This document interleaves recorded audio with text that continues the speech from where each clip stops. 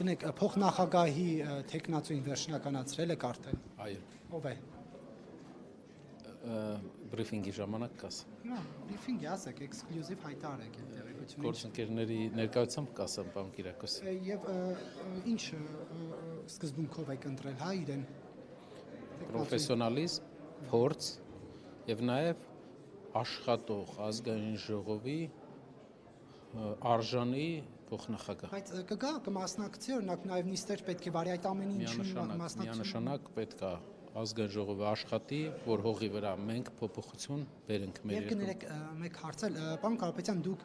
մոտիկից տեսել եք ռուսի, որը ադրբեջանցիներին զենք է վաճառել հայերի Արցախի դեմ կիրառելու համար։